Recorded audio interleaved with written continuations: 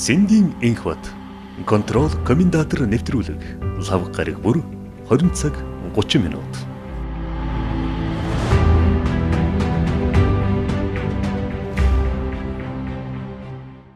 Сайн байцгаана эрхэм хүнд үзэгчтэй. За комментатор нэвтрүүлгийн удаагийн зочноор Монгол Ардын Улс намын зүтгэлтэн. За 2012-оос 2016 онд Монгол төрийг түшилдсэн Баянсэлэнгэ маань хөрөлцөөрээд байна. Тэгэхээр та сайхан намарч байна уу? Сайхан намарч байна. Та сайхан намарч байна уу? Сайхан. За 100 ингээ намрын цагаар бас нэлээ шүүхээр нэлээ явах шиг боллоо. Тийм 100 намар гэлтгүй 2 жил явлаа. 2 жил явсан уу? 2 жил. Сая тэгтээ нэг шийд гараад тэр шийдвэрийг та бол хүлээн зөвшөөрөхгүй гэдгийг илэрхийллээ. 2 жил явсан шүүх хурал 3 өдөр хуралдаж шүүхийн шийдвэр гарсан. Тэгээд энэ шийдвэрийг би хүлээн зөвшөөрөхгүй. Торгуул тавьсан байна. Тэгээд нь 4 жил хүрээ албан таахыг хориулна гэсэн тийм их хортой өд авахтай шийдвэр байлаа шүү дээ. Тэгсэн. Яг улс төрч хүнийх нь хувьас одоо дахин төрд ажиллах, дахин улс төрт орох тэр бүхэл гарцыг хаасан шийдвэр гаргалаа. Тэгэхээр энэ сангийн архын дүүргийн шийдвэрийг эцсийн шийдвэр гэж ойлгох шаардлагагүй. Өөрөөр хэлбэл би бол дахиж одоо шүүхээр орох дав заалдаа 2 шатны хилцүүлэг байна. Тэгээд эцсийн шийдвэр бол дээд шүүх дээр л гарах байхтаа л гэж бодож байна. Энэ одоо бас ингэ хэлээд байгаа шүү. Одоо эн чинь бас ингээд шүүх шударга байх хэрэгтэй гэж байна шүү дээ. Тэгэхээр энэ засгийн газрын гаргасан шийдвэр бол одоо засгийн газар хариуцах хэрэгтэй юм шүү дээ. Засгийн газрын тухай хууль буюу үндсэн хуулинд засгийн газар бол хамтын зарчмаар асуудлыг шийднэ. Засгийн газар бол засгийн газрын хамтын шийдвэр бол тогтоолол хэлбэрээр гарна. Ерөнхий сайд ганцаараа одоо асуудлыг шийдвэрсэн тохиолдолд захирамж хэлбэрээр гарна гэж. Тэгэхээр энэ засгийн газар гэдэг маань өөрөө юу юм бэ гэхээр тэр засгийн газрыг бүрдүүлж байгаа сайд нар ерөнхий сайдаас бүрдэнэ. Ерөнхий сайд засгийн газрын 50%-ыг одоо бүрдүүлдэг. Тийм учраас ерөнхий сайдыг огцруулахад засгийн газрын гишүүдийн 50% нь гарын үсэг зурснаар тийм ээ ерөнхий сайдыг огцруулах хэмжээнд ингэж тэнцүү байдаг. Тэгэхээр ерөнхий сайд илүү даваа хэрэгтэй 50%-ыг бүрдүүлдэг ганцаараа ингээд хамтран шийдвэрээр асуудлаа хэлэлцэж шийдвэрээ гаргадаг. Энэ хамтын шийдвэрийг хинч одоо ямар нэгэн одоо захиргааны зөрчилж бай аль нэг хууль зөрчсөн асуудал гарах юм бол энэ шийдвэрийг засгийн газар өөрөө буюу улсыг хурлах хүчингүй болгоно гэсэн ийм хуультай. Тэгээ засгийн газрын хамт гаргасан хамтын шийдвэр дээр хэн нэгэн одоо салбар хариуцсан сайд дээр хариуцлага тухайн хүн дээр нь одоо нэр цохож хариуцлага хүлээлгэжсэн ийм түүх өнөөдөр хүртэл байгаагүй тийм. Өнөөдрийн одоо юун дээр ямар харагдаж байна? Одоо өнөөдөр засгийн газрын төвшөнд ийм явц байна уу? Тэгэхээр энэ засгийн газрын тогтоол буюу түрээсээ орон сууц хөтөлбөрийг хэрэгжүүлэлээ. Энэ бол үр өгөөж өгсөн асуудал 2002 оноос хойш явсан асуудал. Тэгээ өнөөдөр одоо хүртэл одоо Эрдэнэтийн засгийн газар, Хүрээс Сүхийн засгийн газар энийг одоо дэмжиж одоо энийг цааш нь үргэлжлүүлэх гарц гаргалгаа хайгаад ингээд сууж штэ. Бидний үед бол 1500 айлын орон сууцыг түрээсд өгсөн байдаг. Ядарсан одоо амжиргааны түвшинд давар орлоготой иргэдээ буюу ахмад насны хөгжлийн бэрхшээлтэй өргө толгоосон залуу гэр бүлтэй одоо урьдчилгаа ипотекийн 8% зээлэнд хамрагдах урьдчилгаа мөнгө байхгүй ийм боломж хуримтлал үүсгэхгүй иргэдээ төр өөрийн бодлогоор дэмжиж орон сууцчлуулах асуудал зайшгүй төрийн бодлого байх ёстой гэж яригдчихсан асуудал маань бидний үед л илүү эрчимтэй одоо явсан. Тэгээ энэ хүрээндээ 223 айлыг орон сууцанд авах бүр засгийн газрын тогтоол гараад тогтоол дээр үнэн заагдаад метр квадратын үнэн заагдаад нийт одоо сангийн яам 15 тэрбумаар худалдаж ав гээд энэ ажлыг зохион байгуулах ажлыг одоо миний бие буюу салбар хариуцсан сайдад хэрэгжүүлэх үүргийг аваад явсан асуудал. За гадуур шуугаад байгаа тэр одоо 972 сая төгрөг одоо Баянсэлэнгэ улсад хохирол учруулсан л гэдэг. Яг тэр мөнгийг одоо би үзэж хараагүй, тоолоогүй, би ингээд компанид авчиж өгөөгүй. Зүгээр энэ мөнгө бол зохиомлоор гаргаж ирсэн тоо. Өөрөөр хэлбэл засгийн газрын худалдаж авсан үнийг одоо хөрөнгөний үнэлгээний компани үнэлэл дутуу одоо доогуур үнэлэл засгийн газрын үнээс доогуур үнэлэл зөрүүг нь миний улсад учруулсан хохирол гэл ингээ гаргацсан асуудал байгаад байгаа юм. Тэгэхээр ийм одоо засгийн газрын тогтоолтой асуудал дээр нэг нь буруутгаад тэгээ мөнгийг хайгаад одоо хэрвээ зөрчил гэдээ үзэх юм бол энэ мөнгө хизээ гарсан бай Баянсэлэнгэ шилжүүлснээр шилжүүлээгүй тэр асуудлыг нарийн нэгтлээ. Хиймэл зохиомл доо өөрөөр хэлбэл шинэ улсын хурл 2016 онд бүрдсэн, шинэ засгийн газар бүрдсэн. Ингээд чойжилсрын сайдын гарын үсэгтэйгээр 15 тэрбум төгрөг шилжсэн ийм л одоо асуудал. Тэгэхээр энэ бол хамтын зарчмаар явсан. Хэрвээ энэ хууль бус гэх юм бол одоо Эрдэнэтийн засгийн газрын үе мөнгө шилжүүлсэн чойжилсрын сайд ч юм уу. Тэгээд өнөөдөр одоо тийм бүгдээ гурван засгийн газар хамтаараа хариуцлага болон. Гэхдээ ийм юм байдаггүй. Энэ бол хамтын зарчмаар асуудал шийдэгдсэн. Энэ өнөөдөр хэрэгжээд явж байгаа түрээс дорсон айлууд түрээсийнхээ мөнгийг сард 250 мянга одоо жил 1500 айлаар бодох юм бол одоо сард 3 тэрбум 450 сая төгрөг цаашлаад одоо 5 жил амьдрна гэх юм бол 22 тэрбум 500 сая төгрөг улсын төсөв төлрүүлээд эдийн засгийн эргэлтэнд ороод аль нэг салбар дээр асуудал шийдэгдэл явж байгаа асуудал. Хамгийн сүүлийн жишээ гэхтэл одоо цогцлмаа сайд гэхтэл хурд компани барьсан одоо цэцэрлэгийг засгийн газрын тогтоолоор худалдаж авсан байдаг. Тэгэхээр энэ нь өөрөө ингээд цаашлаад энэ хийсэн ажил болгоно нь улс төрийн эрүүл мэндийн яамч гэсэн одоо бэлэг гишүүний одоо баригдаж дуусаагүй эмнэлгийг худалдаж авахар засгийн газар тогтоол гаргахаар ингээд ажиллаад явж байна. Тэгэхээр эдгээр ингээд ямар нэгэн өнөөдөр ингээ буруутаад явах ёстой юм те. Эцсийн дүндээ энэ одоо дараа нь ажил хийсэн сайд нар нь буруутах юм уу? Засгийн газар бүхлээрээ буруутах юм уу? Цаашлаад нэг хүнийг буруутгачиж ийм одоо том ангал нүх үүсгчээ тэр ууц саврууга хэнийг ч гэсэн чирээд хийчдэг ийм одоо боломж гарцыг гаргаж байгаа мó надаар ихлүүлж байгаа мó те. Энэ өөрөө ойлгомжгүй ийм байж болохгүй. Өнөөдөр бид нар хуулийн захирагдаж хуулийн доор амьдран бид өнөөдөр хуулиа хэрэгжүүлж барьж ажиллах ёстой. Засгийн газрын тухай хууль, үндсэн хуулиа барьж ажиллах ёстой. Түүнээс биш одоо захиргааны хэм хэмжээний актыг эрүүгийн шүүхээр шүүгээд тэгээд хамтын зарчмаар хийгдсэн асуудлыг хэн нэгэн сайд дээр нь тохоод явж байсан. Ийм одоо тохиолдол байхгүй. Би энэнийг үнэхээр эсэргүүцэж байгаа. Миний би ганцаараа дангаараа шийдвэр гаргаад гарын үсэг зураад тэр нь улсад хохирол учруулад эсвэл би мөнгө төгрөг завшаад юм уу дундаас нь эдэж ууцсан тохиолдол гарах юм бол хариуцлага хүлээхэд бэлэн. За та бүхэн бол ингээд ер нь бол 2012 он гээл тэр үеэс би нэг мэдх юм. Та бол одоо намд зүтгээл би одоо ТV-с зүтгээл энэ яж би нэг мэдх юм. Тэгээ одоо та бол яг ингээд би одоо бодож байна ингээд тийм гэр хорооллын одоо орчноос за тэгээд Монголын одоо хамгийн одоо доод нэгжийн одоо хорооны одоо засаг одоо захиргааны нэгжээд аргаас те одоо төр төсөлсөн юм одоо анхны Монгол эмэгтэй. Яраас хор тохиолдсон. Тий. Тэгэл яхаа төр төсөлсөн тэгээд бүр дээр нь байнгын орооны дарга хийсэн тэгээд дараа нь үргэлжлүүлээ сайд хийсэн гэхэлэр энэ бол одоо хамгийн анхныхтэй түүхэнд анхдагчл болж хувирчаал. Тэгээ байдал нөхцөл байдал өөр болсон багт юм би тий. Тэр одоо тэнд байсан хүн дараад нэг төд ороод ирээ тэр өндөр авмшаал дараа бол энэ нөхцөл байдал энэ орчин бүр нэлээд өөрчлөгдсөн мэдээж тий. Тэгэхээр яг тэр үед бол одоо энэ хоёр даргаыг барьсан хорьсон тий хүнд хэцүү ч бас улс төрийн нөхцөл байдал хүнд байсан. Тэгээ тухайн үед бол яг сонгуул одоо болгоч байсан. Тэгэл бидний одоо улс төрийн тэмцлүүд одоо маш эрчимтэй явагдчихсан. За миний хувьд бол анхнаасаа л одоо улсын хурлын гишүүн болно.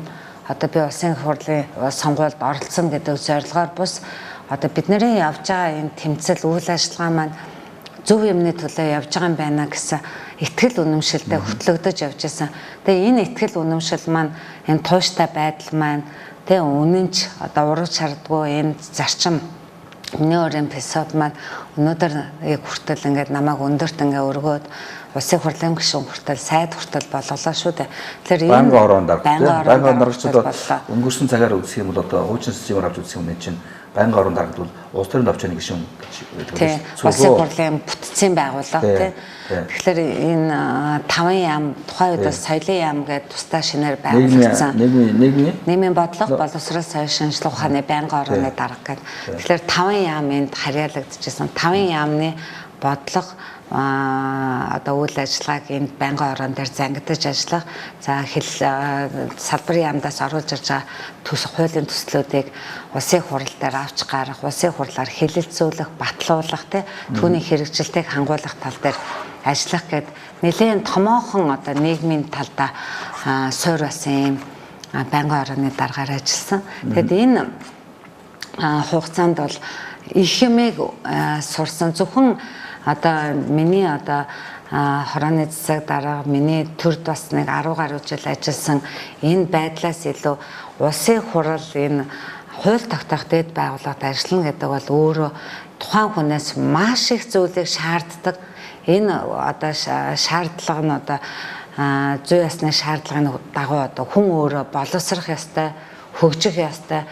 Цаг хугацаатаа ингээд нэг хөл нийлүүлж алхах ёстой. Надад тийм үүрэг хариуцлага оногдсон. Тэгээд би байнгын орны дарга болоод тухайн үед бол өглөөнөөс ахуулаад 11-12 хүртэл суудаг байсан.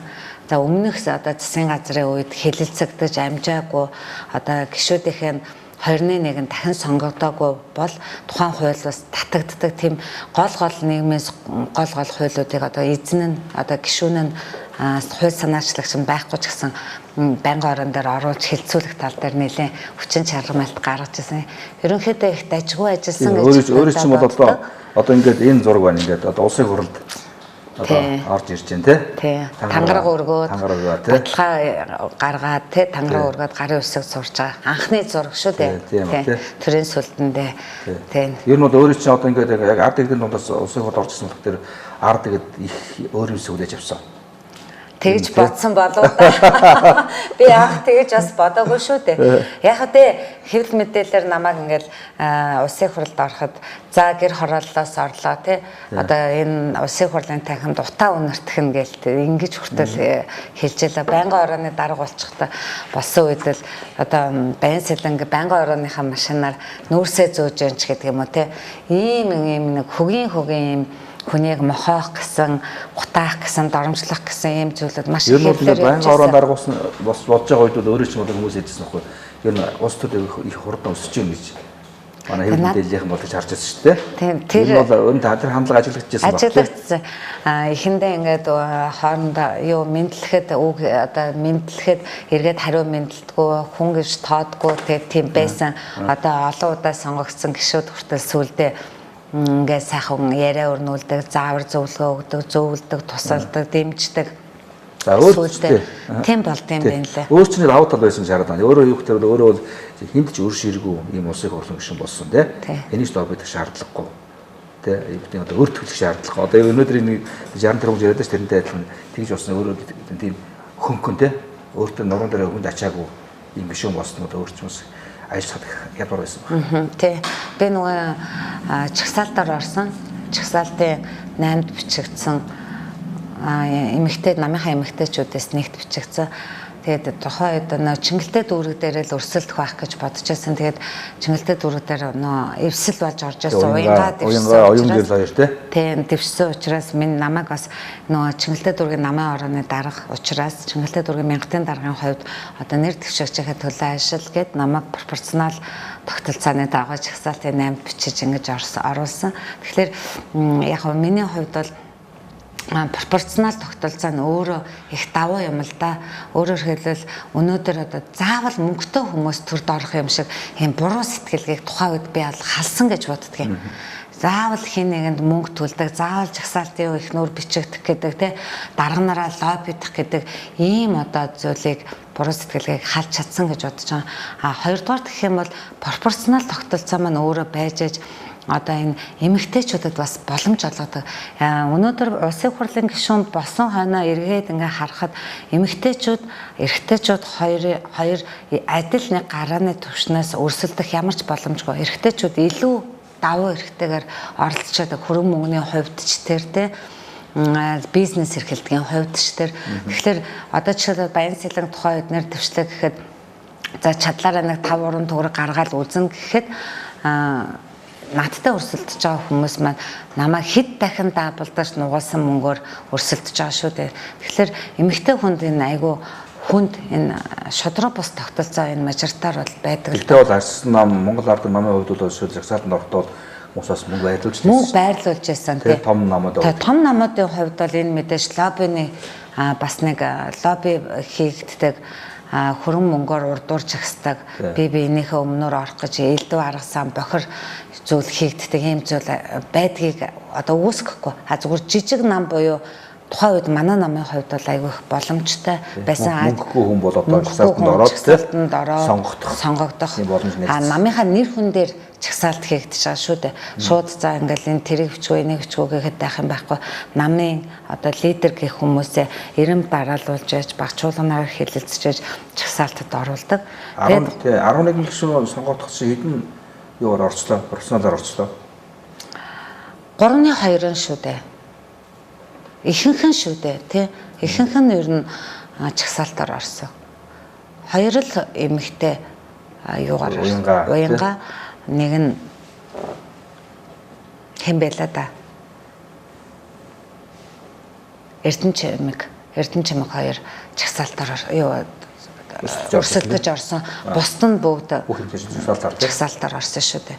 Тэгэхээр энэ пропорционал тогтолцоо бас байх нь нэг талдаа хит их олонх болохгүй парламент дээр нөгөө ийм одоо өнөөдөр баланс хадгалах, зөвшөлдсөх, ойлголцох нөгөө эв нэгдэлтэйгээр асуудлыг шийдэж явдаг ийм парламентын маш аятайхан энэ яс зүй ягаад тэрийг сольж өгсөн одоо улсын хурлаар та байсан да. Тийм тухайн үед би энэ мажоритар тогтолцоог бас эсэргүүцчихсэн л да сонгуулийн хуулинд өөрчлөлт оруулж явах үед яг тэр үед бол арчилсан нам маань нөгөө олонх гэдгээрээ илүү хүч түрээд тэгээд өөрсдөндөө хит итгэсэн бардамсан одоо бид нар жижиг болчих юм бол одоо ингээд асуудалгүй ялаад бид нар засаг төрд байгаад нэлээх ажил хийчлээгээд нөгөө ерөөсөө тэр одоо бусдын зөвлөгөөг ерөөс сонсоогүй илүү одоо бид нар чадах юм байна бардсан эрдсэн тэгээ тийм зүйлээс болж маш их алдаа гаргасан арчилсан намаа зөвхөн сонгуулийн хууль төдийгүй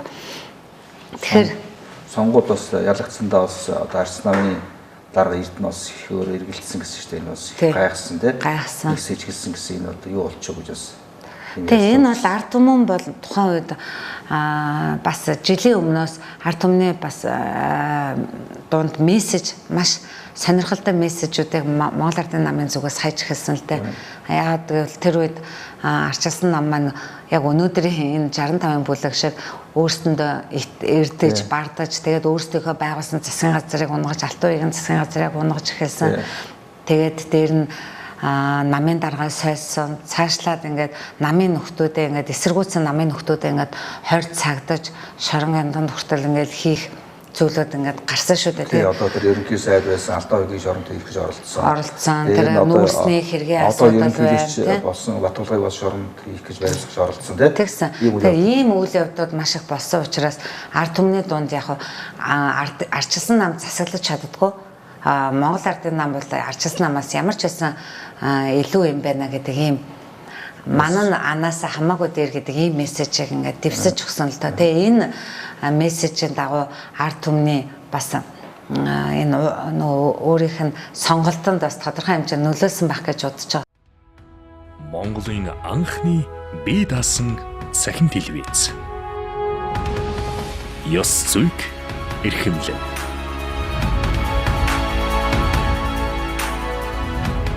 Шудраг ёс хаана алдагдж байна? Бид тэнд хүрч ажиллана. Захиалга сэтгүүл зүг биш, бодит сэтгүүл зүг хөгжүүлэхийн төлөө. Control TV Монголын анхны олон нийтийн цахим телевиз. Би одоо ингэ бодож байна. Нөгөө юуны одоо засгийн газрын бас нууц хуралдаан болоод тэр нууц хуралдаанаас одоо Эрдэнэтийн 49%-ийг хувь хүн одоо хувьдаа авчирчээ гэсэн мэдээлэл бол өөрөө бол ил болгож ирсэн тийм.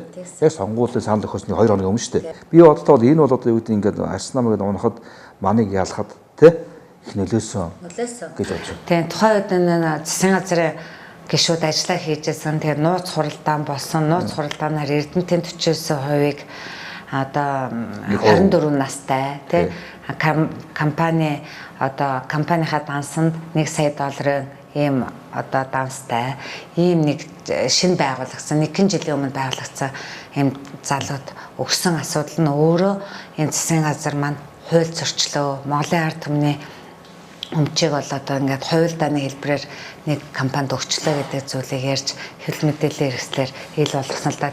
Тэр үед бол сонгуульд төвчөөсөн учраас Монгол Ардын намынхаа энийг маш идэвхтэй шүүрч авсан. Тэгээ өнөөдрийн хууль зүйн дотоод хэргийн сайд нь илүү одоо ард түмэнд бас мэдээлэл хийжсэн гарч ирээд Монгол Ардын намынхан тухайн үед бид нар сонгуульд ялах юм бол бид нар Эрдэнэтийн 49%-ийг одоо хувь хүнд өгсөн энэ л өөр болохыг одоо хаслан зогсоо тийм ээ.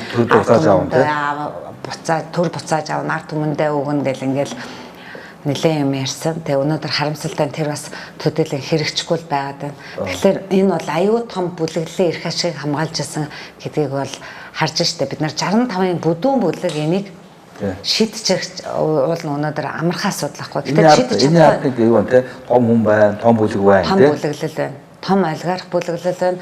Тэдний хүч өнөөдрийг хүртэл одоо хараагүй байна. Сарнаагүй тийм. Сарнаагүй байна. Тэгэхээр энэ бүлэглэлийн таслан зогсооход бол 65-ын бүдүүн бүлэг өөртөө дотроо талан орцсон явж байна л гэсэн үг л байгаа байхгүй юу? Тийм баг. Ерөнхийдөө тэр хамтарсан засгийн газар байгуулагдчихсэн шүү дээ. Сонгуулийн өмнө маань хоёр нийлээд бүгд нийлээд. Тэр бол энэ бол сөрөг хүчингү парламент тийм. Тэр энэ бол тийм имийг бэлтгэлийг хангаж ирсэн байна тийм. За тэгээд бас өөрсдөө хийсэн мэдээлэл одоо жишээлбэл улсын хурлын гишүүн болсон баасан хүүд бас хэцүү одоо тийм дэмжлэг болсон байна. Баасан хүүд улсын хурлд гишүүн дахин сонгогдох өмнө нь чагсаалтаар орсон гишүүн дахиад Эрдэнэтэд ингээд сонгогдох маш том одоо паутыг өгсөн л доо боломж олгосон. Тэгээд өөрөө Монгол Ардын хувьсгалт нам маань өөрөө 3 дахь хүчин тийм 3 дахь том нам гэдгээ баталсан байсныг. Дээр нь Эрдэнэтийн 40% асуудал эрдэнэтчүүд одоо тэрэн дээр маш их бухимдчихсан тийм. Яагаад одоо бид нэр ингээд зөвхөн эрдэнэтчүүд битээ Монголын төрийг Монголын ард түмнийг ингээд тэжээжсэн энэ том үйлдвэрийг хувийн компанид өгчнө гэдэг бол энэ байж болохгүй 24 настай залуу тийм. Тэгээд ингээд ямар ч туршлагагүй тийм ийм компанид өгчнө гэдэг бол тэгэхээр ард түмэн ууралсан эрдэнэтчүүд ууралсан. Тэгэхээр эрдэнэтчүүд маань энэ асуудлыг дэлгэд тавьсан Монгол Ардын хувьсгалт нам тийм намын гишүүд итгэж басанхууг сонгосон. Тэгэхээр энэ одоо юу гэдэг 2012-2016 онд бол эвсэл бол 11 судал авсан тийм. Тэгэхээр дараагийн сонгуульд бол агч судал нэмэгдмээр тэгсэн чи ганц судалтай одоо үлдлээ шүү дээ. Энийг одоо мэдээж дүгнсэн байх нь. Энийг мэдээж бид нар бол янз бүрийн өнцгөөс тайлбарладаг л да. Гэхдээ энд бас би түрүүний дээр хэлсэн тэр мань анаасаа дээр юм байна гэдэг засгалж чаддгүй гэдэг энэ зүйл манайх нөгөө эвслийн засгийн газар байгуулагдсан байсан үед арчсан намын нэр хүндийг дагаад бидний нэр хүнд бас хамт унжаасан. Өөрөөр хэлбэл бид нэр ингээд засагт яг тэдний нам шиг ажилласан юм шигээр ард түмэн ойлгож байсан л да. Бид нар тухайн үед ингээд ажиллаж байсан бол бид нар засгийн газрынхаа алдаатай бодлого болгон дээр бид нар эсэргүүцэж явжсан. Улсын хурал дээр бас өөрсдөө бүлгийн байр суурийг маш их идэвхтэй илэрхийлдэг байсан.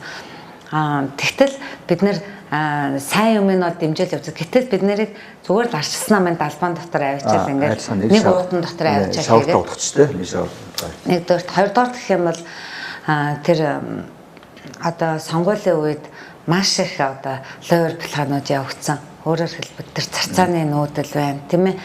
Тэгээд манай сонгуулийн хуулинд тэр хар машиныг алдаатай тоосон одоо урьдчилсан ингээд санал асуулга юу саналын хуудасаа ингээд таниулах машинаа шалгах үед алдаатай уншсан машиныг яах вэ гэдэг асуудлыг сонгуулийнхаа хуулинд бас хийгээгүй байдаг. Энэ нь өөрөө маш их хор уршигтай буюу одоо саналын хуудасаа уншаад саналынхаа машиныг хүлээж авах үед алдаатай уншсан жишээлбэл 10 ингээд хар буутахад уншиж нөгөө цаанаа булгаж гарч ирж байгаа тохиолдолд тэр машиныг нэг ажилуулахгүй гэх ямар ч боломж байхгүй. Хар машины ийм асуудал бас энд явсан. Хар машин ер нь бол одоо манай Монголд бол нэг хэрэггүй шүү байна. Хар машин бол энэ хүний хараар л хүний оюун ухаанаар бүтээгдсэн зүйл. Өнөөдөр гишүүдийн та санаж байгаа бол гишүүдийн утсанд бүр ингээд гаднаас хакердаад мессеж хүртэл иржсэн гэж ярьж байгаа шүү дээ. Ярьжсэн шүү дээ тухайн үед. Тэгэхээр түүнтэй адилхан энэ нэгдэл компьютер энэ систем учраас энэ системд хинч нэвтэрч болно, хинч хакердаж болно, ямар ч үр дүн гаргаж болно. Бид нар бас 2017 оны ерөнхийлөгчийн сонгуульд энэ хар машины бас энэ одоо лойврыг биеэрээ бас үздцгээс хүмүүс шүү дээ. Та санаж байгаа бол одоо ингээл саналын илүүтэй явж байсан нэг цагийн дараа илүү нөгөө тог тасарсан ч гэдэг юм уу те цагийн дараа эргээд ингээ харахад бүр тэр доор унтсан ингээд аажим нэмэгдэхэ байгаад унгаад ингээд эн чинь өөр айгүй тийм том систем юм билээ. Хар машины тухай одоо хэрэглэдэг газрууд нь одоо олон газар болоод хар машин бол одоо ингээд сонгуулийн саналыг луурдаг гэсэн юм баримт кино дээр үзчихсэн шүү дээ. Тийм шүү дээ. Тэгээ энийг хүртэл байлуулж чадахгүй байгаа тий. Энэ бол бид нар ямар 30-40 сая хүн амтай тий улс биш энэ чинь 3 сая гаруус тэгээ сонгуулийн насных нь хэд үлээ тий сая гаруй энэ саналын ууцыг бид нар тоолцоход ерөөсөө асуудал байхгүй. Тэгээ дээр нь өнөөдөр улс төрийн намуудын төлөөллөөр сууж байна. Гэхдээ дээр нь төлөөлөл маань үг хэлэх гэхлээр хөөгд гардаг, хэсгийн орооноос хөөгдөд гардаг ингээд бид нарт ингээд засах юмнууд маш их байна. Ингээд нэгийн засах нэгийг ингээ янзлах гэхлээр нөгөө рүү н ордог. Нөгөөгийн засгадаар цаашлаа явдаг. Тэгээ ингэж явсаар байгаад бид нэр эцсийн дүнтэй хаана очиж мөрөгдөв бол үндсэн хууль дээр л очиж мөрөгдөв. Бүх зүйл үндсэн хуулиас эхлэлтэй. Наачаар үндсэн хуулийн өөрчлөлтийг хийхгүйгээр өнгөцгөн засвар хийгээд юм уу ингээд жижиг өөрчлөлт хийгээд явах юм бол энэ өөрчлөлт биш ээ. Бүр системээр нь л өөрчлөх хэрэгтэй. Та одоо яг ингээд одоо улсын хурлын гишүүнээ өгсөн. Одоо та одоо яг юу хийж байна? Нам дээр ажиллаж байгаа. Тэгээ энэ шүүх цаадагийн асуудлаас болоод яг намынхаа ажил төдийлө идэвхтэй оролцож чадахгүй нөө хөдөөгаадаа явж чадахгүй байна. Гэхдээ яг нөгөө сонгон ярхан дүүргийн Монгол Ардын Хувьсгалт намын төмтийн дарга учраас намынхаа дүүргийнхээ намын ажлыг зохион байгуулаад чиглэл үүрэг өгөөд ингээ явж байна. Манайх чи 32 хороотой шүү дээ. 32 хороотой 300 мянган хүн амтай сонгогчдын тоон тэгэл энэ чинь сонгогчд юу хүн амын 10% нь амьдардаг юм том дүүрэг. Тэгэхээр тэгээ энэ дүүрэгтээ бас ажиллаж байна.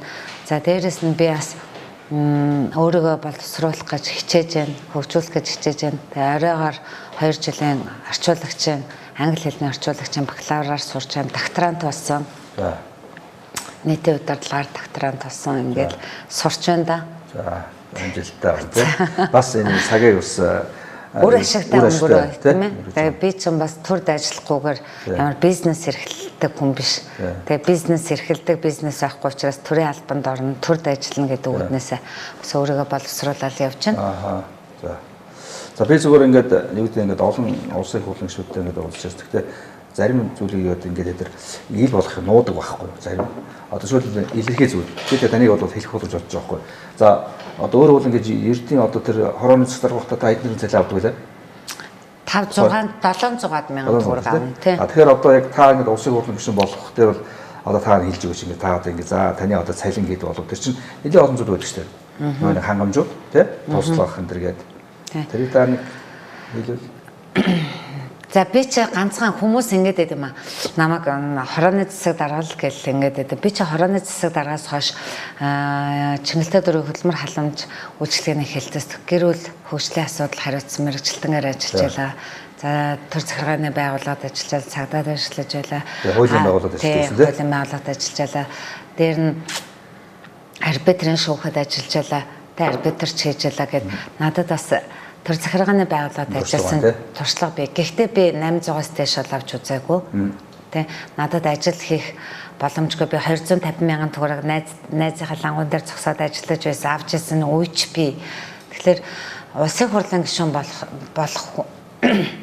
болоход төрөөс авдаг цалин бол энийг бол 800 бол даблдсан л дээ сая 600 мянган төгрөгнөөс татвар одоо нэмэн даатгал шимтгэлээ төлөөд нэг сая 400 мянга сая 500 мянган төгрөг гар дээр авна. Энийг мэдээж нь 2 хувааж авна. За улсын хурлын гишүүний энэ цалин их нуугаад улсын хурлын гишүүдийг энэ цалин хөлсөө нуугаад энэ ахуй хангамжаа нуугаад байх зүйл надад байхгүй л гэж би хувьдаа боддгийг. За өмнө нь бол дампуу байсан юм билээ. 12 оноос өмнө бол Бидний үед бол тэр тойрогдоор хуваарлагддаг 1-3 тэрбум.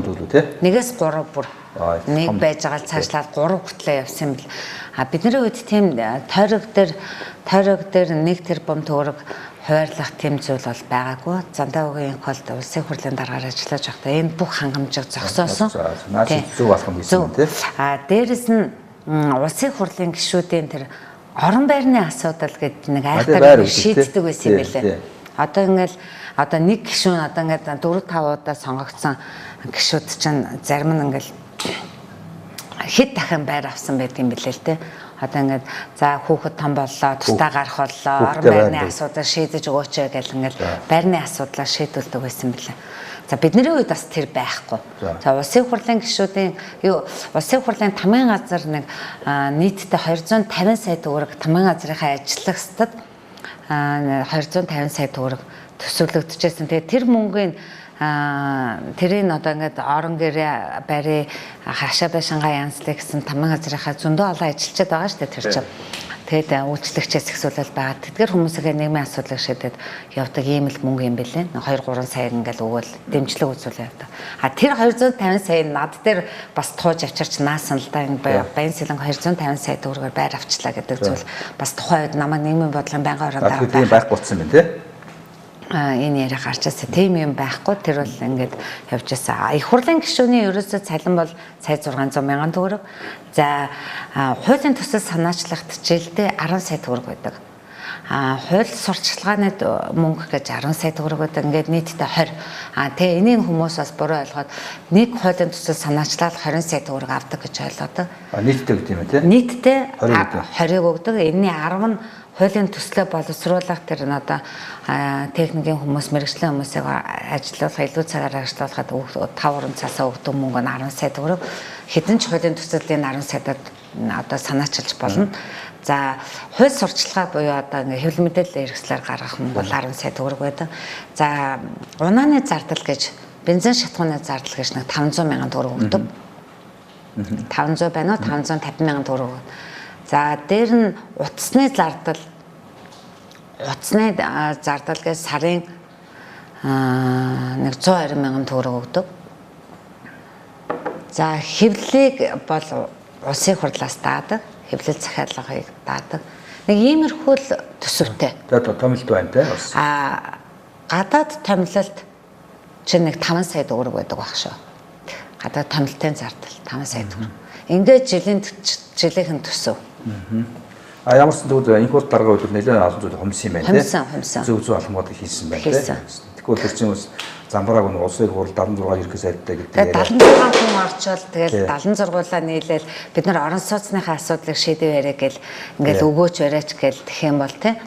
Тэгээ магадгүй намайг тэр үед гэр хорооллоос орсон гэдгийг хэн бүхэн мэд наанхуудаа гэр хорооллын гишүүн. Тэгээ намайг айгуул Баянсэлэнгэ гишүүнээ тэгээд орон сууцныхаа асуудлыг шийдгэвэл айгуул нөгөөх чинь бас өргөдөд өчөөгүй хэн бэ гэхэд тэгээ хүний үгэнд орсон тийм. Тэгээ энэ бүх юм хязгаарласан. За баярлалаа. Тэгээд за одоо юу гэдгийг баасан хөө гишүүн. За баасан хөө гишүүн бол одоо та бид бас мэднэ тийм. Энэхүү дараагч бас нэг хуулийн зөвлөлттэй байсан одоо тэрний одоо нэг зөвлөл байсан шүү дээ тий. Одоо өшөөж бас зөвлөл улсын хурлуудаа байж байгаа. Тийм. Маш олон хүмүүстэй хамтарч ажиллаж байсан ялангуяа хууль талтай тий. Хуулиуд ажилласан тий. Ийм ба. За тэгээд за яхаа ер нь бол сүүлийн жилүүдэд ч тий энэ бол ингээд намайг одоо хоёр тийш нь салгах хуваах гэсэн юмуд зарагдаад тий. Баасан хөө бол одоо намайг өсөө өөртөө авах гэдэг юм уу ийм юугаар хурлаа гэдэг. Тэгээд одоо ингээд тасралтгүй одоо ингээд ийм бие биен лөө одоо ингээд чулуу хөвгөнд болсон чулууг хэвлээ шиддэг ийм үзэгдэл одоо энэ нэлээ тий одоо түгээмд болж шít. Тий. Би арай энэ хоёр даргаыг хэвлэл мэдээллийн хэрэгслээр бас баасан хуруу чиглэсэн зүйлийг харьцангуй бага тий. Харин ч төвчээртэй хүн тулдаа за яг тий тэгээд өөрийнх нь хувьд бол жижигхэн хүнтэй тий. Жижигхэн сэтгүүтэй гэдэг утгаар өндөр намын жижиг биш тий. Жижигхэн тийм сэтгүүтэй хүнтэй бас тэр хүн орооцолдоод янз бүрээр яриад яах вэ гэдэг үүднээсээ харьцдаггүй байхал гэж би бодсон. Би бас тийм байгаасаа гэж боддог. Тийм ер нь бол тэгээд тэрүүгээр ингээ ховж хөөцөлдөөд бууж аваа хүүхдтэй юугаач ярих вэ тийм үстэй. Ер нь бол баасан хүү гишүүн бол үнэхээр яс цуугүй, хүн чанаргүй, тэ хүний мөсгүй ийм зан ходроггүй зан эр хүнийхээ хувьд бол ходроггүй зан гаргасан. Яг хав тэр хүний өөрийнх нь амьдралын философи нь бас өөр л юм бэлээ л дээ. Бид нар чинь бол итгэл үнэмшлэрээ нэгдсэн хүмүүс. Яг нөгөө хүрэн мөнгөөр нэгдсэн хүмүүсийн хувьд энэ бол хүнийг салгадаг зүйл бол хүрэн мөнгө л байдаг шүү дээ. Хичнээн найз нөгөө дахтаа амрах садан салгадаг зүйл бол ерөөсөө л мөнгө шүү дээ, тий. Ирэх ашиг, тий. Тэгэхээр бидний хувьд болохоор тийм зүйл байхгүй учраас өнөөдрийг хүртэл ингээл зуралдаал, тий.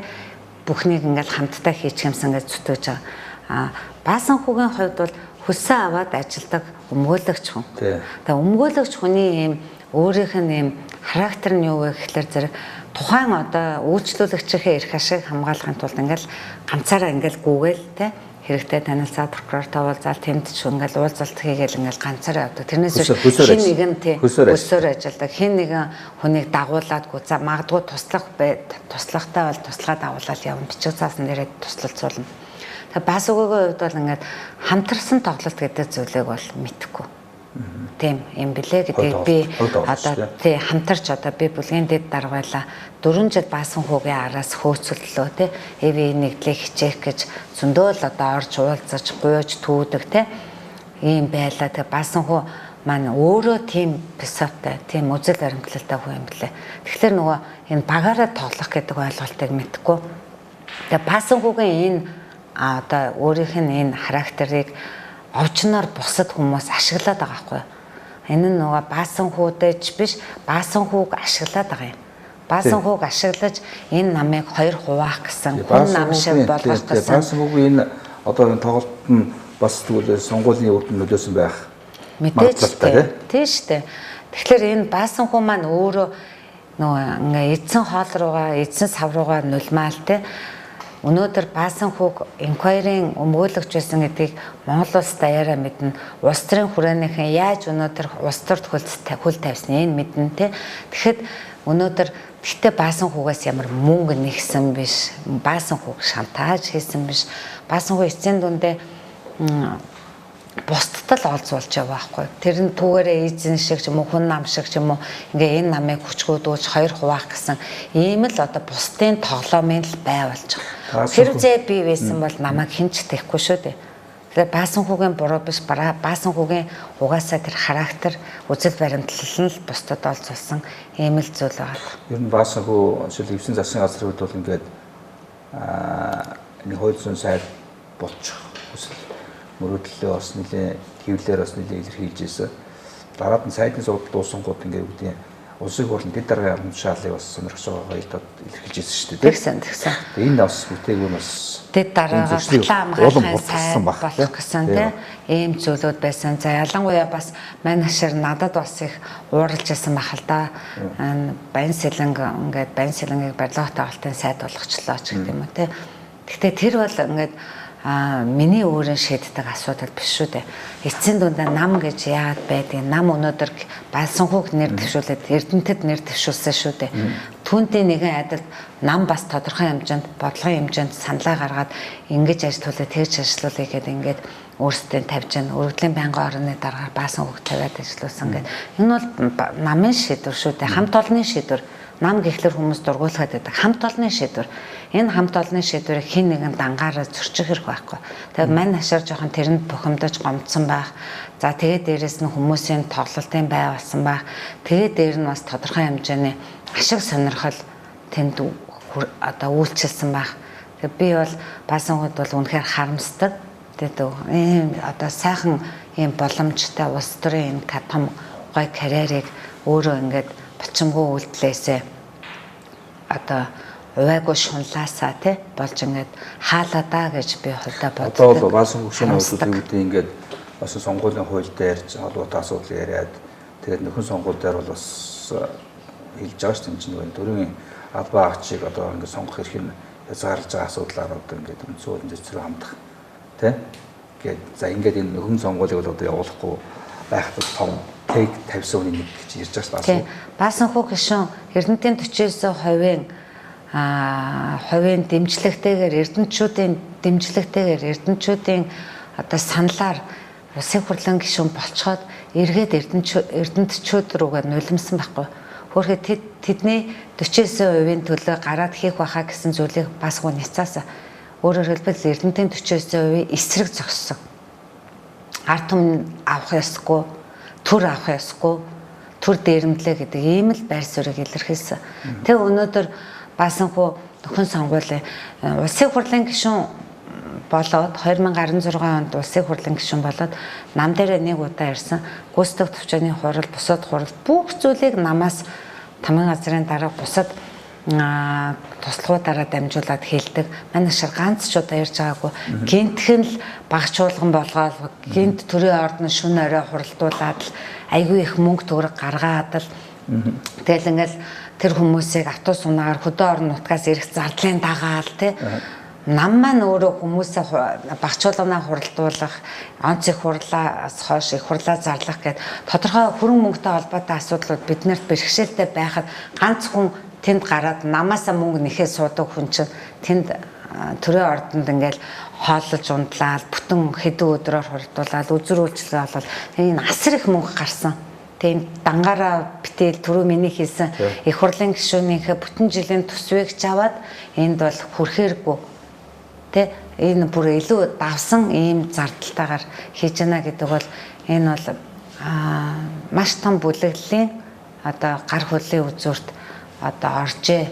Тэгээ дээрэс нь одоо их хурал дээр хүн болгон руу өсчих юм, их ёс зүйгүй болж, их увайгүй болж, их бардан болж тэ. Тэгээд одоо тэр хүмүүсийг загнахын ах захтай л байдаг да Монгол хүн чинь хэдийгээр өөр намч бай. Бид нар ч бас нэг хүний хэдийгээр арчилсан нам, ардын намын одоо нэг олон удаа сонгогдсон туршлагатай хүмүүс үг хэлэхэд бас нэг арай эсэргүүцсэн ч арай гайгүй тоон өнгөөр тембрээр те үг хэлдэг. Тэгвэл тийм ч юмгүй болж тэгэл эргээл хүн болгонд цагнуулаад те одоо ингээл хурцын хоньны хонхорч хүртлээ явчихна ингээл иргэний нийгмийн байгууллага цуг явж ирсэн нөхрөөрөө ингэж. Тэг хүний мэс чанараа маш их таниулж байна л да. Тэг өөрт нь л муу. Бид бол яах вэ? Тэртээ тэргөө манай нам чинь ингээл дандаа ингээл энэ хүмүүс чинь уруу шарвал явдаг. Буурай сахаал нэг цөөн хэдэн хүмүүс үлддэг. Тэгэл бид нар болж л байна. Цаашлаад л бидний харин 17 онд ерөнхийлөгчийн сонгуульд гэхэд зөвхөн сонгуульын архын дүүргийн санал хураалтын дүнг харах юм бол 50,000 санал авсан байгаа шүү дээ. Нэр дэвшигч маань. Би бас баасуу бодож ш. Баасуу маань ингээд анханасаа бас намайг төлөө бас явж ирсэн те. Тэгэхээр энэ Монгол Ардын улс намгууд нэрийг авахд бас баасуугийн нөлөө бас ихсэн байх ч гэж. Би бас тэрэнд бас баасуугийн гавья байдгүй гэж байна. Байлгүй байх үү те. Тухайн үед бас нэр авахд баасуугийн өмгөөлөгчөөр ажиллаж байсан. Тэгээд нэртэй холбоотой янз бүрийн асуудлууд гарч ирэхэд бид нарт ингээд намын гишүүдэд тайлбарлаж хэлээд ингээд явж исэн. А гэхдээ эцсийн дүндээ тэр сайхан нэр хүндийг тэгэл өргөө явчихж болно шүү дээ. А би гавья байгалсан шүү гэд эргэж нулимаад ээж болохгүй байхгүй. Хүнийг өөр нь юу өвддөг вэ гэвэл эрх мэдэл, мөнгө, тийм ээ? Албан тушаал энэ эвддэм байна. Өөр юу эвдэх юм бэ? За, ер нь одоо бас ингэж хүмүүс ингэж хэлдэг байхгүй нэг юм. Улс төрийн тухай ярихдаа л улс төрийг бол бохор улс төр гэж яриаддаг байхгүй. Тэгсэн юм надад улс төрлөө бол одоо дуурлах, хүсэх, тэмүүлэх хандлага бол Монголд яриа байгаа байхгүй. Энд бол нэг ид шид одоо татах хүч байна. Тэг ингээд хүмүүс ингээд янз бүрээр тайлбарладаг л да. Улс төрт гарсан хүмүүс ингээд том дараа болох юм, том сайд болох юм. Жишээлх юм бол одоо манай 10 жилийн найзууд, активийн найзууд ч гэдэм үү. Одоо ингээд Баянсэлэнгийг бол багаас нь мэдчихэж штэ. Тэгэхээр Баянсэлэн гэдэг хүн ингээд гинтхэн их хурлын гишүүн сайд болчихоор зэрэг энэ улс төрт орсон учраас л ингэж гэж ойлгодог ч юм уу. Тэ айгүй юм буруу талаас нь хараад байна. Ер нь бол нэг одоо улс төрт орсон хүмүүс нэг бол их үзэл бодолтой үнэнч тууштай явах зан чанартай байх хэрэгтэй байна. А нөгөө талдаа маш их мөнгөтэй байх хэрэгтэй байна. Маш их мөнгөтэй учраас тухайн нам нь өөрөө мөнгө суурьтай тий хөрөнгө суурьтай нам чинь үзэл баримтлалын суурь биш шүү дээ. Хөрөнгө суурьтай нам чинь мөнгөөр ороод ирсэн хүнд тойрог өгч जैन. Нөгөөх нь тойрог дээр очиод мөнгө цацаад гарчиж जैन тий. Тэгэхээр их амархан болоод байгаа юм. Эсвэл тууштай байх Тэгээ хэдийд одоо ямар үр дүнд хүрэхээ мэдгүйгээр л зөв зүйлийн зөвлөл зүтгээд авах хэрэгтэй юм. Тэгсэн цагт л энэ ус төр гэж юм чинь ингээд тухайн хоёр хүндэл ямар нэгэн байдлаар өөрөөгөө жөөгдөг юм байна л да. Тэгэхээр өөрөөрөө жишээ авахт л тэр вэ шүү дээ. Гэхдээ улс төрийн энэ нам дагаж намыг хүмүүс ингээд буруутгаад энэ намууд хэрэг алга те энэ олон нам хэрэг алга энэ одоо болмоор энэ талцлаа болио хуваагдгаа болио эв нэгдэлтэй байг энэ зөв. Гэхдээ өнөөдөр намаар дамжиж засгийн эрх барьж төрийн бодлого хэрэгжиж байгаа учраас намыг одоо зүхэд авах бүрэн боломж алгаа. Энд чинь үндсэн хуулинд сууцсан асуудал. Тогтолцоогүй өөрчлөөгүй цагт намыг мууилал, нам байх ёсгүй гэл тэгвэл 76 бие даагч орчил та. Ус төрд гарчээ. 76 бие даагч чинь орохлоор ороод одоо улсын хурлын бүтцээ байгуулах болно шүү дээ. Улсын хурлын дарга хэн болох юм? Тэ улсын хурлын дэд дарга нь хэн болох юм? Байнгын ороодын дарга нь хэн болох юм? Тэ засгаа байгуулъя. Засгаа байгуулахад хэдэн одоо бүтэц бүрэлдэхүүн нь яаж байгуулагдах ингээд тэгэхээр тэр 76 бие даагч чинь өссөн үсээгүй хоорондоо эвсэн шүү дээ. За нэг нь хууль зүйн сайд болгоё гэхэд нөгөөх нь болохгүй гэдэг ингээд за чамайг болгоё тэр болохгүй гэдэг юм чинь ингээд хоорондоо нэгдэнэ. Ингэж нэгдснээрээ илүү хор уршигтай шүү дээ. Тэрэнд ороод намд нь өөрөө хариуцлагын тооцоод намын дахиж сонгож гаргахгүй намаар нь дамжуулж ард түмэн үгээ ялдаг, шүүмжилдэг, хариуцлага тооцдог энэ механизм бол өөрчлөгдөөгүй цагт намыг эсэргүүцэх шаардлага. Намаараа л явсан. Намаараа байна. Бид нэр энэ тогтолцоогоо өөрчлөөгүй цагт ер нь бол талцал хуваагдал бол хэрэгс хэтэрснөөгөө бол үнэн л дээ. Жишээлбэл одоо арчилсан намын нэг нөхөр зөв зүйл хийж явах юм бол тэрийн зөвөө гэд хэлж чадахгүй энэ арчилсан намын юм чин болчих гэж муу хэлж яадаг. Тэгтэл тэр хүн нь өөрийнх нь амьдралд хэрэгтэй зүйл хийж л байгаа байхгүй. Тэгэхээр бид нэр энэ нам гэдэг энэ зүйлээсээ илүү бас хийж байгаа ажил зөв зүйлийн дэмжих хэрэгтэй. Ер нь бол одоо энэ би бас сүүлийн үед ингэж бодоод байгаа. Ер нь бол энэ хоёр талдаа гарья. Тэ одоо ер нь бол зүүн төвийн үзэл баримталтай одоо нэг талдаа гараад тэр хөрөнгө эрх ашиг барууных нь нэг талдаа гараад ингээд үзэл бодлын одоо зөрчилдөөнөөрөө тий энэ одоо амбицаараа ус төрөө хийлдэ.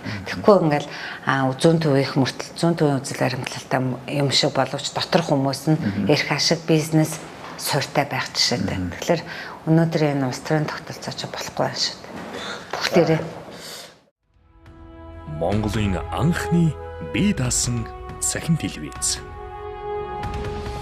Ёс зүйг эрхэмлэн.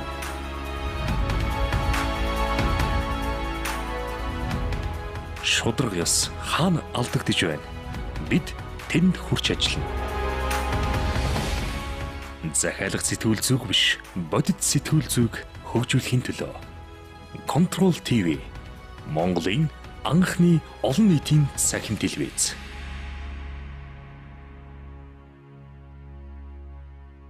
Нэг зүйлийг яах сонирхоод за Монгол улсын ерөнхийлөгчөөр ажиллаж байсан элбүүд орж тий одоо манай энэ юуны салбарын багхгүй хөөдөн дээлэн салбарын сэтгүүлч хүн тий ингээд ерөнхийлөгч болсон.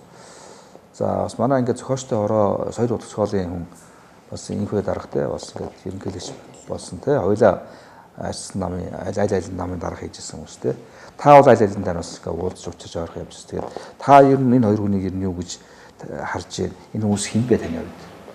Ямар ялгаа юм бэ? Элбэг дорж ерөнхийлөгчийн хувьд нэг түүх байдаг шүү дээ. Манай ээж холбооны ангид станцын дарга хийдэг байхад анх улаан од сонины сурвалжлагч болоод ээжээс маань анхны ярилцлага авч ирсэн юм зүйл байт юм лээ. Их сонин түүх. Тэгээд дараа нь Чингэлтэй дүүрэг дээр өрсөлдөж анх хурлын гишүүн болж гарч ирсэн гэдэг. Ер нь бол элбэг дорж ерөнхийлөгчийнх нь хувь хүнийх нь хувьд бол би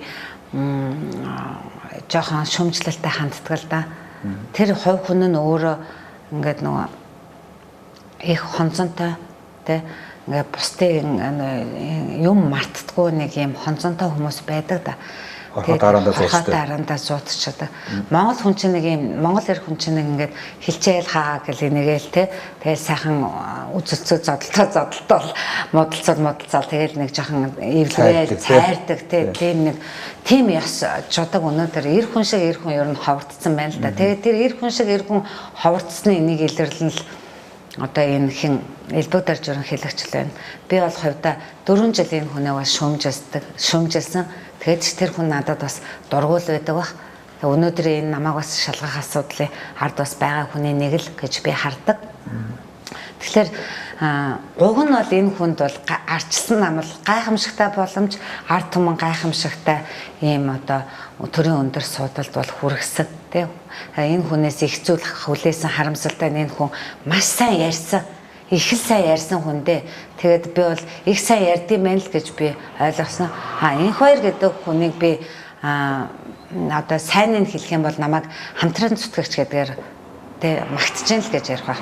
Зүгээр товчондоо хэлэх юм бол хэлснээ хийдгэл хүн. Энэ хоёр хүний ялгаатай л тэр. Нэг нь бол сайн ярина. Нөгөөх нь сайн ярина, хэлнэ, хийн. Тэ? Үнэхээр өөр өштэй тэр дээр нь бас нэг энэ хоёр дараагийн хувьд бол нэг юм буддаа шүтдэг гүн ухаанчтай энэ философч талаасаа энэ айгуу тийм гэгэрсэн ингээд хүний үгийг бүх талаар нь сонсно. Шүүмжлэлтэй үгийгч, муу үгийгч, одоо сайн үгийгч сонсно. Хамгийн гол нь өөр айгуу дотроо боддог. За ганц одоо хүмүүс ярьдаг л да. Энэ хоёр дараагийн алдаа бол хүн таньдаггүй. Элбэг дарж ерөнхийлөгч бол хүнд угаасаа итгэдэггүй хүн. Тэ? Энэ хоёр дараа болохоор хүн таньдаггүй гэдэг байхгүй. Тэгэхээр тэр хүн итгэдэг хүн байгаа байхгүй. Итгэдэг учраас тэр хүн таниагүй ш. Хүний итгэлийг эвдсэн хүн л буруутна уу гэхээс ш. Итгэсэн хүн яхаараа буруудаж явдаг. Тэ хүн итгэл гэдэг зүйл байхгүй болчвол энэ хорвоо дэлхий тэгээд яах юм болж байна. Тэ амьд харилцаа гэж юм байхгүй бол чинь хүнийхээ одоо тэгээд хамгийн цаатлыг л үзэгдэг л ийм л юм болно шүү дээ. Тэгэхээр маш их итгэдэг, итгэлээсээ болж алддаг гэж ярьдаг. Тэгээ итгэсэн хүн бурууддаггүй, итгэл эвдсэн хүн бол буруутай байх ёстой гэж боддог. Элбэг дарж ерөнхийлөгчийн хувьд бол итгэдэггүй хүн, ашигладаг хүн. Тэгээ товчондоо ийм л да. Тэгэхээр зэрэг намайг бол за энэ хоёр дараагаа юу яаж юм гээд хамгаалж яах гэж бодох вэ. Гэхдээ ард түмэн бас энэ хүнийг өнөөдрийг одоо хүртэл хийсэн хэрэгжүүлсэн ажлынаас эрх биш надаар хэлүүлт нэг мэдж байгаа тий. Алдаа оноог юм тэнцэлж байгаа. Би тэгээд миний үгнээс авах гэх ухаанаар хандна. За ямарс энэ хоёр гэж хүний улсад оруулж болохгүй байл гэдэг нэг даалгавар гаргаж шүү тий. Тий, энэ хүнээс маш их айж энэ хүн одоо ороод одоо нөгөө өмнө нь ямар хүн их нь нөгөө булангартаа бол адган булангартаа гэж өмнөх хүн нь ямар суурь тавьсан яг тэрэн шиг хүн ер нь хүнийг өөрөөрөө дүгндэг гинэ. Одоо ингээд хүн муу юм хийжсэн хүн чинь одоо намайг тэгчих байх та намайг мэдж байгаа юм чинь ингээд бодоод байдаг. Тэгтэл тэр хүн нь тийм зүйл ерөөсө бодохгүй байгаа байхгүй. Тэгээ энийг ойлгодгүй юм билээ. Тэгээд их л одоо уран буцаад одоо хариугаа авна л гэсэн ийм л бодолтой. Тэгээд яагаад хариугаа авах гэж чи ард түмэн гэж байна штэ. Тэр ард энэ 76-аар энэ ард түмэн Монгол улс дуусахгүй штэ. Чи ард түмний төлөө ажиллах гэж бид нар бодлого боловсруулад үнцөөлөө өөрчлөлт гэж хийгээл явж штэ. Тэгэхээр ард түмний төлөө ажиллах тэр боломжийг битгий хаагаад байгаа чи тий. Эсвэл хамтраад ажиллаач тий. Эсвэл тэгэл хүчин байна, хууль хүчний байгууллага байна. Тэгвэл тэгэл тэднийг ашиглаад яваач та одоо юу гэж хэлэх үгээр намайг явуулах байна тий.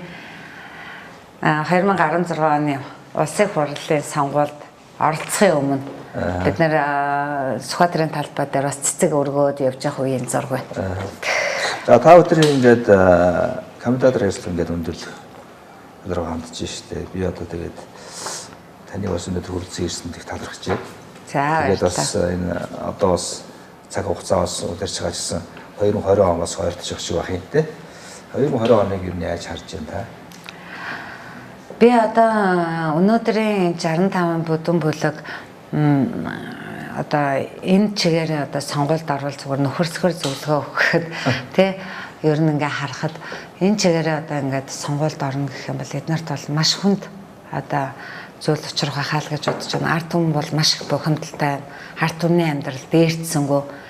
Ард түмэн төдийгүй бид нар улс төрийн намууд, улс төрийн зүтгэлтэн тий улс төрчд бид нар бас харж байсан, хүлээж байсан бас нэг овоо юм хийчих бах тий. Одоо эдгээр эдийн засгийн таатай орчинд ажиллаж байна. Сөрөг хүчингээ даах юм алга ганц эмэгтэй л бараг дуурч шүү дээ.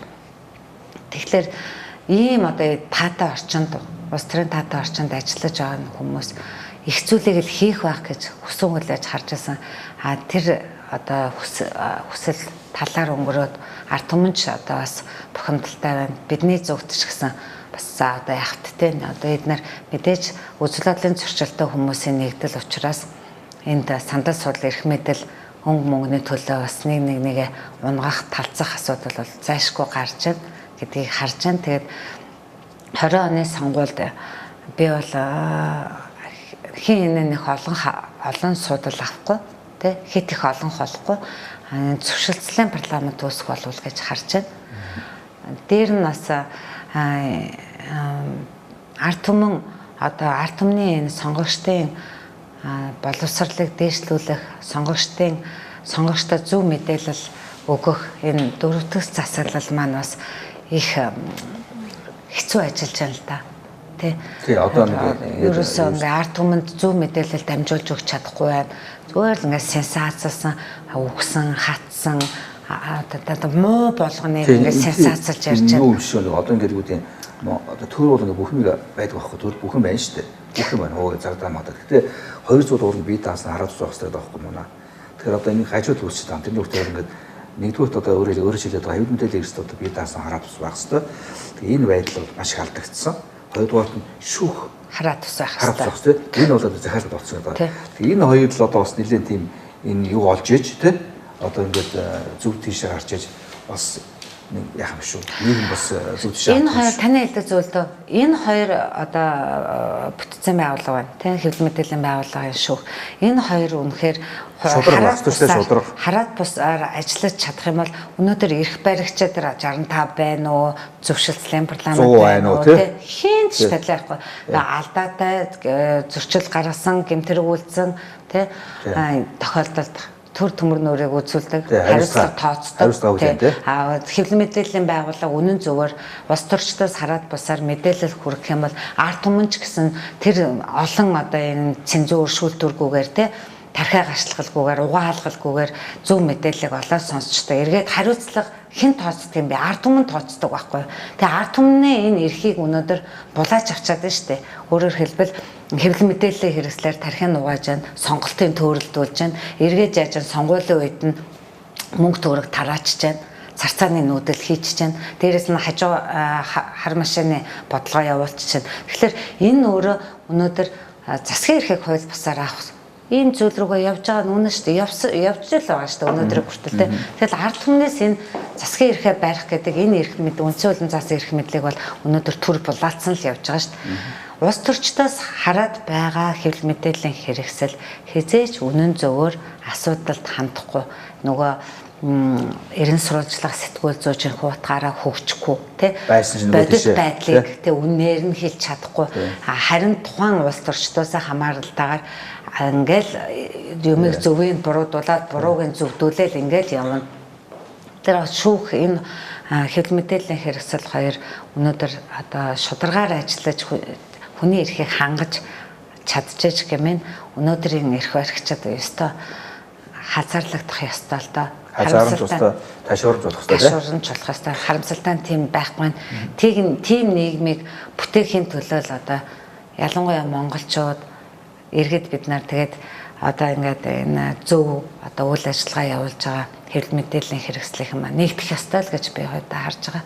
Тэгжээж л бидний амьдрал биднээр дууссан нийгмийн амьдрал өөрсдөө орно тий нийгмийн амьдрал амьд харилцаа ер нь бол аливаа улсыг мөхөөхөд бол амархан байдаг гинэ. Тэр нь бол ингээд ирээдүйн улс орныг авч явах ирээдүйн хойч үеийг одоо шар хэвлэл тийм ээ сошиал ертөнцөөр шар хэвлэл мэдээлэл дундуулах, Facebook-ын, Twitter-д живүүлэх. Тэгээд улс төр нийгмийн эдийн засгийн амьдралаас хол байлгаж, арх дарсанд ингээд тий шоуц ингээд уруу татсан.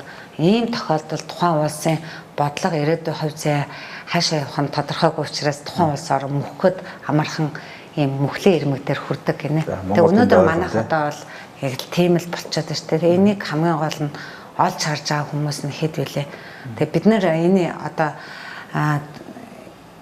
улс төр маань ийм төр ийм гажуудсан системийн гажуудалд хямралд орсон ийм үед хамгийн сайн ойлгодог хүмүүс нь би одоо бид нар аргашаага ингээд ухрах юм бол биднээс илүү хэн гарч ирж ирнэ энэ хувь заяаг өөрчлөн гэж итгэж найдаж аргашаа ухрах уу те.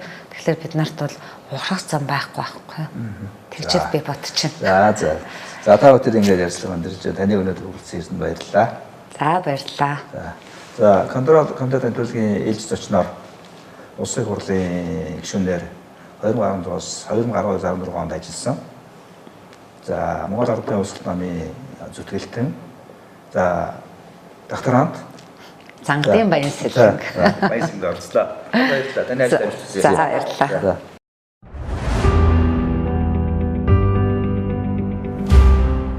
З.Энхбат контрол Commentator нэвтрүүлэг лав гараг бүр 20 цаг 30 минут.